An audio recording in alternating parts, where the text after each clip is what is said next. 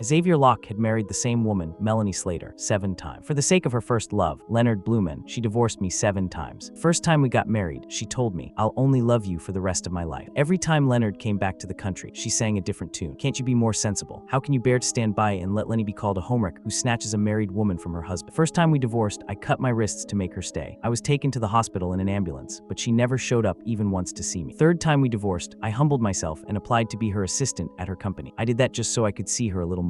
By the 6th divorce, I had learned to quietly pack my things and move out of the home we shared. My hysteria, my repeated backing down, and my tolerant compromises brought me nothing. Just Melanie repeatedly divorcing and remarrying. Time and time again, she pulled the same trick. History repeating itself, I decided enough was enough. After hearing that Leonard was coming back again, this time, I handed her the divorce papers myself. As always, she set a date for our next remarriage. But what she didn't know was that I was leaving for good this time. Chapter 1. Leonard is back in the country again. Let's get divorced. Xavier Locke handed the signed divorce papers to my wife, Melanie Slater, with a numb expression. For a brief moment, Melanie looked startled, but she quickly regained her composure. With practiced ease, she signed her name on the agreement. Just like the previous 6 times, she casually made the same promise. "Lenny will leave in a month. I'll remarry you by then." Even in the past, those words had never given me any sense of security. I'd force her to swear on it or sign a written promise. But this time, I felt nothing at all. I couldn't even muster up the desire to respond to her. "Xavier, are you even listening to me?" Melanie frowned, clearly dissatisfied with my silence. I nodded slightly and replied, "Yeah." My hands didn't stop moving as I folded my clothes one by one and packed them neatly into the suitcase. Whenever Melanie said we would remarry, she always kept her word. In the business circle, it was widely known that she was a woman of her word. There was no doubt about that. It was just that our relationship didn't feel like a marriage in the traditional sense. We were more like business partners, signing and renewing agreements at a scheduled time, for marriage or for divorce. Each year I would sign those 2 agreements. Up until now, I had signed them 13 times. I remembered what she said to me at our first wedding. She promised that she would never betray me during our marriage. Indeed, she never did. After all, once the divorce was finalized, she was free to be with whoever she wanted to be with. The only price was that I became known to everyone as a convenient boy toy whom she could summon and dismiss as she pleased. My calmness that day seemed to throw Melanie off balance. After all, she vividly remembered how hysterical I had gotten, to the extent of harming myself during our previous divorces. Now, as she watched me pack faster and more efficiently than before, she sounded somewhat uneasy when she spoke. She suggested, maybe this time I should move out instead. With a loud click, I closed the large suitcase, cutting off her unfinished sentence. "I already told a friend I'd stay at his place for a few days," I said in a deadpan voice. Melanie's expression soured, as if something suddenly occurred to her. She sneered, "Don't tell me you're playing hard to get now, but you'll show up as my assistant again to secretly keep tabs on me. Can't you find something of your own to do? Is it really that hard living without a woman?" I instantly understood the implicit meaning behind her words. She didn't want me hanging around her office, lest I interfere with Leonard and her canoodling. After all, Leonard rarely came back to the country, so of course, Melanie wanted him to stay by her side at all times as her main assistant. Chapter 2. After my second divorce from Melanie, I applied to be her assistant and passed the interview. Carrying her favorite latte, I pushed open the door to her office